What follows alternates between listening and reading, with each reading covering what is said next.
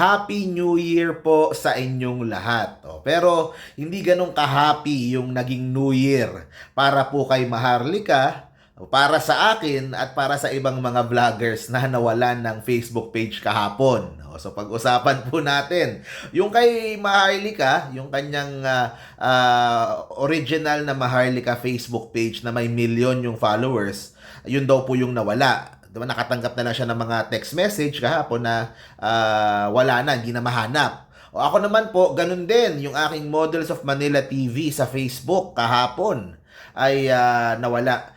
Yun po ay may 260,000 followers at yun yung aking talagang main na ginagamit sa Facebook. Si Maharlika kasi more on YouTube doon siya malakas Ako po, for the last year, Facebook na talaga. At bigla na lang nawala. Okay, so ang tanong, ano kaya ang nangyari? Ito kaya ay meron kaya umaatake sa amin or baka naman nagkataon lang o baka merong sira sa Facebook. Okay, so yung kay Maharlika muna. Yung sa kanya, your page goes against our terms of service. So nakatanggap siya ng ganun na mensahe.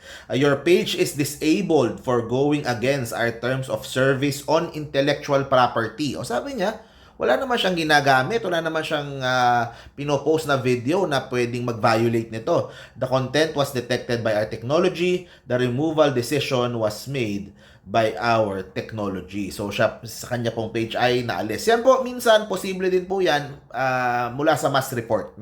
Nangyayari din naman talaga yon. Yun naman pong sa akin, kahapon, wala akong natanggap na kahit anong ganitong message. Okay? Hindi naman na-hack yung sa akin, nawala na lang bigla. Nawala doon sa Meta Business Suite, na hindi mo ma-search.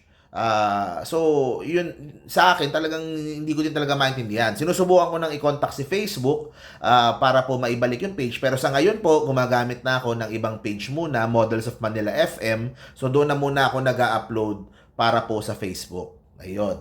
Pero yung kay Maharlika, binibintang po niya kay PBBM at kay First Lady Lisa. Sila daw po ang tumutugis sa kanyang Facebook account at sila daw po ang kumbaga ginagamitan ng pera para po maialis yung po kanyang Facebook at mawala at tumahimik siya.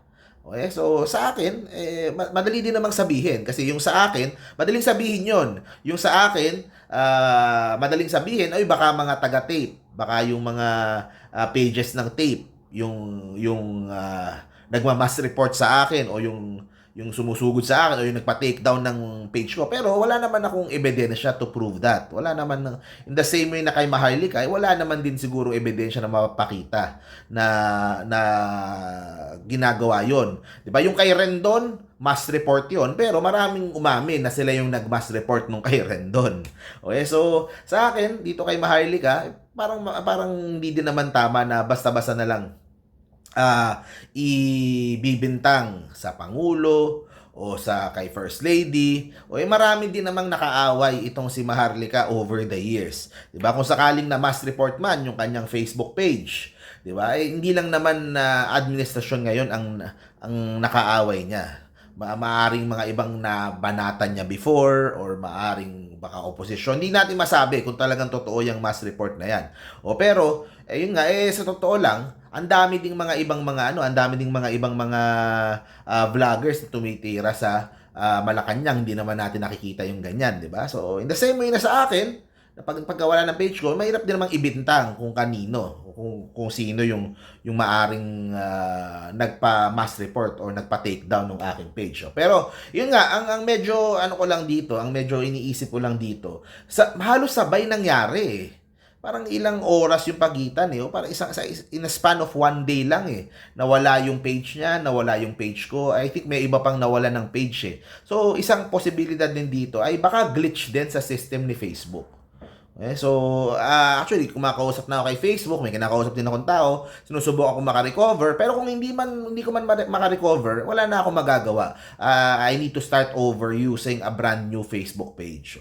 So, tingnan natin yung possibility na yon kasi bago tayo mamintang nasa administrasyon o si Speaker Romualdez na naman o di ba tingnan mo na baka naman glitch kay Facebook, di ba? Ako din tinitingnan ko muna. Wala namang akong ebidensya to prove na meron talagang nanadya o may foul play involved, di ba? At the end of the day, guys, kaya parati ko sinasabi, maging masyadong attached sa dami ng followers mo sa social media.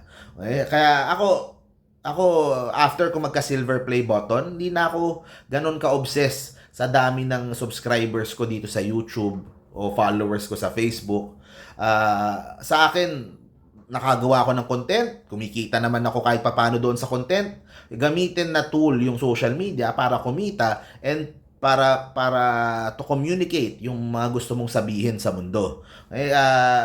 To be obsessed with your follower count, 'di ba? Anytime pwedeng kunin sa ni Facebook 'yan, pwedeng kunin ni YouTube sa iyo.